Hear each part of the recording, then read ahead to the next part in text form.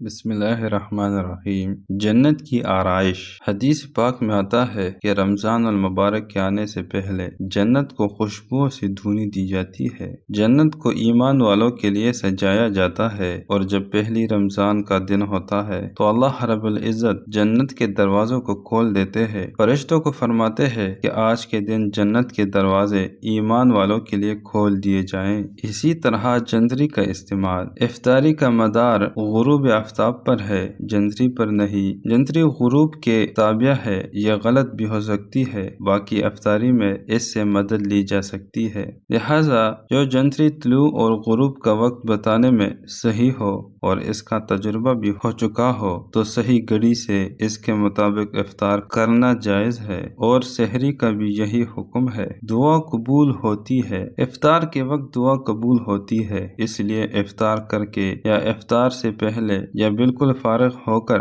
دعا کرنا مستحب ہے۔ روزہ دار کو ہر افطار کے وقت ایک ایسی دعا کی اجازت ہوتی ہے جس کے قبول کرنے کا خاص وعدہ ہے۔ دمے کے مریض کے لیے روزے کے دوران انہیلر یا وینٹولین لینے سے روزہ فاسد ہو جائے گا، کیونکہ اس میں لیکوڈ دوائی ہوتی ہے جو پمپ کرنے کی صورت میں اندر جاتی ہے، اور دوائی اندر جانے سے روزہ فاسد ہو جاتا ہے اور قضا لازم ہوگی۔ اس لیے ایسے افراد جب تک وینٹولین کے استعمال کے بغیر روزہ نہیں رکھ سکتے وہ روزہ نہ رکھے۔ جب اس کے بغیر روزہ رکھنا ممکن ہو تو روزہ رکھے اور فوت شدہ روزوں کی قضا کرے۔ دو خوشیاں۔ نبی کریم صلی اللہ علیہ وسلم نے فرمایا ہے، روزہ دار آدمی کے لیے دو خوشیاں ہیں۔ جب وہ روزہ افطار کرتا ہے اس وقت بھی اس کو خوشی ملتی ہے، اللہ تعالیٰ کے حکم پر عمل ہوا، اور قیامت کے دن وہ جب اللہ تعالیٰ سے ملاقات کرے گا تو اللہ تعالیٰ اس کو اس وقت بھی خوشی عطا کریں گے، اور یہ سب سے بڑی نعمت ہے۔ روزہ کھولنے کے وقت حقیقی روزہ دار کو کیوں خوشی ہوتی ہے؟ اس کا سبب یہ ہے کہ انسانی جسم کی ترکیب مختلف عناصر سے ہے۔ غلبات شوق میں طالب کی یہ حالت ہوتی ہے کہ نفس مطمئنہ کے گھوڑے پر سوار ہو کر بے آب و دانہ جاتا ہے، نہ خود کھاتا ہے نہ نفس مطمئنہ کے گھوڑے کو کھانے دیتا ہے، کیونکہ اللہ رب العالمین کے دیدار کی طلب ہے، اور اس طلب میں بھوکا رہنا شرط ہے، جیسا کہ حدیث میں ہے، اللہ کے دیدار کے لیے روزہ رکھو، جانے کی منزل دور ہے، منزل کی انتہا تیرے پروردگار تک ہے۔ سواری نے جب ایک منزل طے کی، دن مکمل ہوا، مغرب کی نماز کا وقت آ گیا، بھوکا پیاسا چلتے چلتے گھوڑا تک گیا، روزہ دار نے افطار کیا، گویا اس کو بھی دانا پانی ملا، سوار اور سواری دونوں کی جان میں جان آ گئی۔ طاقت و قوت کے سامان سے سوار کے دل میں ایسی مسرت اور خوشی پیدا ہوئی کہ اس کے مقابلے میں تمام خوشیاں رنج و غم کے برابر ہے، کیونکہ یہ طاقت و قوت بہترین مقصد اور مبارک راستے میں خرچ ہو گئی۔ رہی دوسری خوشی، اس کے بارے میں ہمارا خیال تو یہ ہے کہ شاید ہی اس کو کوئی بیان کر سکے، کیونکہ یہ خوشی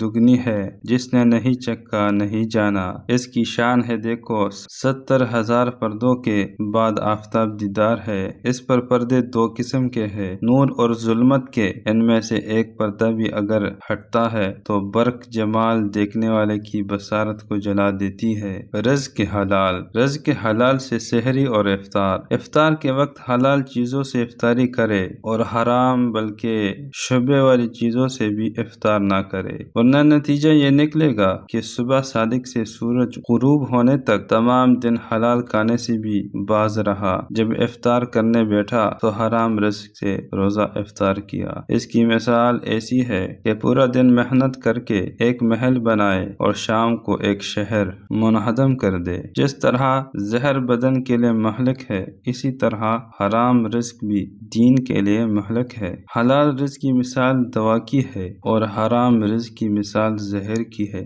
رمضان کا انتخاب۔ امام الانبیاء حضرت محمد صلی اللہ علیہ وآلہ وسلم کی امت پر روزہ فرض کرنے کے لیے رمضان المبارک کو کیوں منتخب کیا؟ اس کی اصل حکمت کیا ہے وہ تو اللہ ہی جانتے ہیں، لیکن قرآن و سنت کے پیش نظر کہا جا سکتا ہے کہ اس مبارک مہینے کی بہت ساری ایسی خصوصیات ہے جو صرف اسی مہینے کے ساتھ خاص ہے، کسی دوسرے مہینے کو وہ خصوصیات حاصل نہیں۔ اس مہینے میں تمام آسمانی کتابیں اور صحائف کا نزول ہوا، خاص طور پر قرآن مجید کا نزول تو خود ہی قرآن نے ہمیں بتایا ہے، شہر رمضان الذی انزل فیہ القرآن۔ تفسیر مظہری میں ہے کہ رمضان المبارک کی پہلی پہلی تاریخ کو حضرت ابراہیم علیہ السلام پر صحیفے نازل ہوئے جو تعداد میں 10 تھے۔ 700 سال بعد 6 رمضان کو حضرت موسیٰ علیہ السلام پر تورات کا نزول ہوا۔ 500 سال بعد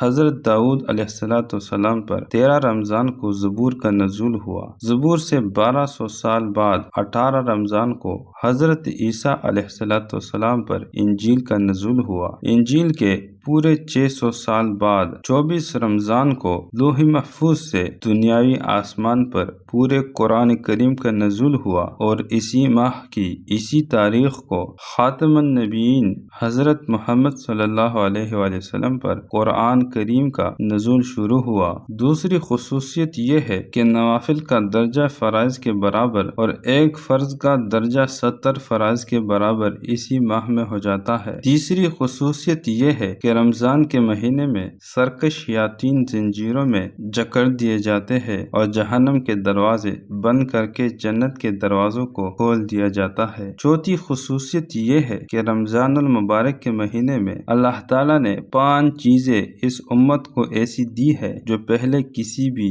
امت کو نہیں دی۔ وہ 5 چیزیں یہ ہے: روزہ دار کے منہ کی بو اللہ تعالیٰ کے نزدیک مشک سے بھی زیادہ پسندیدہ ہے۔ افطار کے وقت مچھلیاں ان کے لیے مغفرت کی دعا کرتی ہے۔ روزہ داروں کے لیے ہر روز جنت آراستہ کی جاتی ہے۔ رمضان میں سرکش شیاطین بند کر دیے جاتے ہیں تاکہ روزہ دار رمضان میں ان برائیوں تک نہ جا سکے جہاں غیر رمضان میں جاتے ہیں۔ رمضان کی آخری رات میں روزہ داروں کی مغفرت کر دی جاتی ہے۔ رمضان کے مہینے سے پہلے یہ دعا ضرور کرے: اللہم بارک لنا فی رجب شعبان و بلغنا رمضان۔ اے اللہ، رجب اور شعبان میں ہمیں برکت عطا فرما اور ہمیں رمضان المبارک تک پہنچا۔ رمضان کا پہلا دن امام جعفر صادق رضی اللہ عنہ فرماتے تھے کہ ہر رمضان المبارک کا جو 5واں دن ہوتا ہے وہ آنے والے رمضان المبارک کا پہلا دن ہوتا ہے۔ رمضان کے مہینے میں روزہ فرض کرنے کی وجہ: رمضان المبارک کا مہینہ برکت والا مہینہ ہے۔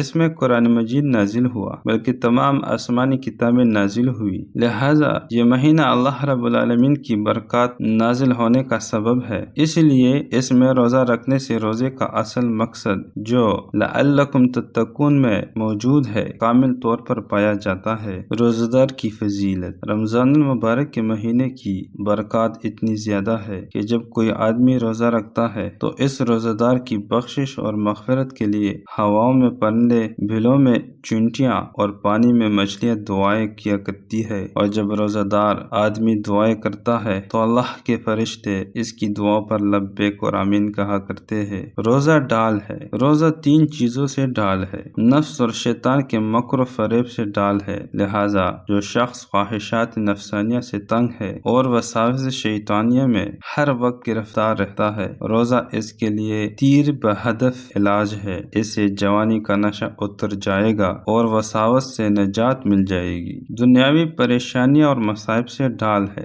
لہذا جو آدمی کثرت سے روزہ رکھے گا وہ دنیا کے مصائب اور پریشانیوں سے محفوظ رہے گا۔ قیامت کے دن دوزخ کے عذاب سے ڈال ہوگا اور پل صراط سے گزرنا آسان ہو جائے گا۔ روزہ رکھنے کی طاقت نہ ہو: اگر کسی کو رمضان کے روزے رکھنے کی طاقت نہ ہو تو 60 مسکینوں کو صبح اور شام پیٹ بھر کر کھانا کھلا دے۔ روزہ فرض ہے: رمضان المبارک کے روزے فرض عین ہے۔ ان کی فرضیت کتاب اللہ، سنت اور اجماع امت سے ثابت ہے۔ رمضان المبارک کے روزوں کی فرضیت کا انکار کرنے والا کافر اور دائرہ اسلام سے خارج ہے، اور فرضیت کو ماننے کے باوجود روزہ نہ رکھنے والا فاسق اور کبیرہ گناہ کا مرتکب ہے۔ روزوں کے مقاصد: روزے کا اصل مقصد اللہ اور رسول اللہ صلی اللہ علیہ وآلہ وسلم کا حکم ماننا ہے جو ہر حال میں ضروری ہے۔ ہمارے اندر پرہیزگاری پیدا کرنے کے لیے روزے فرض کیے گئے ہیں، جیسے ماں بعض اوقات اپنے بچوں کو کوئی چیز کھانے نہیں دیتی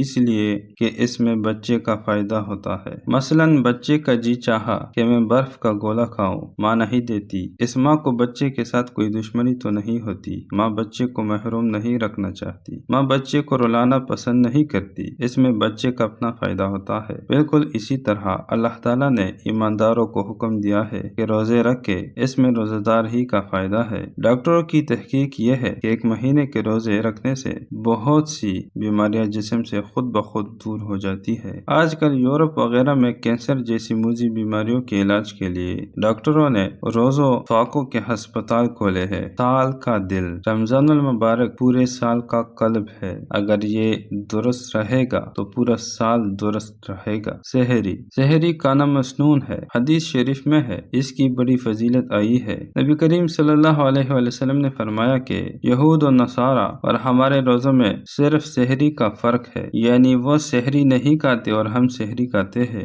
دوسری حدیث شریف میں ہے کہ اللہ اور اس کے فرشتے سحری کھانے والوں پر رحمت نازل فرماتے ہیں۔ اگر بھوک نہیں یا کھانے کی خواہش نہیں تو اس سنت پر عمل کرنے کے لیے 2 چوہارے اور کھجور کھا لی یا پانی کا 1 گھونٹ پی لیا تو اس سنت پر عمل ہو جائے گا۔ نبی کریم صلی اللہ علیہ وسلم نے فرمایا کہ سحری کھانے میں برکت ہے، یعنی بدن میں چستی، چہرے پر بشاشت اور جسم میں قوت قائم رہتی ہے۔ سحری میں کھجور سے سحری کرنا الگ سنت ہے۔ سحری میں روٹی، سالن یا چاول کھانا ضروری نہیں ہے، بلکہ ماکولات اور مشروبات میں سے جو بھی چیز مل جائے اس سے سحری کرنے سے سحری کی سنت ادا ہو جائے گی۔ اسی طرح سحری میں تاخیر کرنا بہتر اور باعث خیر ہے، مطلب یہ کہ جب تک صبح صادق کا یقین نہ ہو کھاتے پیتے رہنا بہتر ہے۔ جب صبح صادق ہونے کا یقین ہو جائے پھر کھانا پینا چھوڑنا لازم ہے، ورنہ صبح صادق ہونے کے بعد کھانے پینے سے روزہ نہیں ہوگا۔ سحری کھانے میں اتنی تاخیر کرنا کہ صبح صادق طلوع ہونے کا اندیشہ ہو مکروہ ہے۔ سحری میں اگر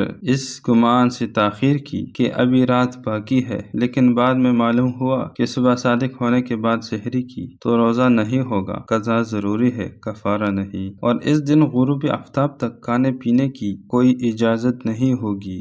لغت میں سحری اس کھانے کو کہتے ہیں جو صبح صادق کے قریب کھایا جائے۔ سنہری موقع، جس طرح بہار کے مہینے میں ہر طرف خوشبو ہوا کرتی ہے، درخت ہرے بھرے ہوتے ہیں، پھول کھلے ہوئے ہوتے ہیں، باغوں میں جائیں تو فضا مہکی مہکی ہوتی ہے، اسی طرح رمضان المبارک ایمان والوں کے لیے بہار کا مہینہ ہوتا ہے، اللہ رب العالمین کی رحمت کا مہینہ ہوتا ہے۔ اس کی صبح میں رحمت، اس کے شام میں رحمت، اس کے تہجد کے اوقات میں رحمت۔ جو انسان اپنے گناہوں کو بخشوانا چاہے اور اللہ رب العزت کو راضی کرنا چاہے اس کے لیے رمضان المبارک سنہری موقع ہے۔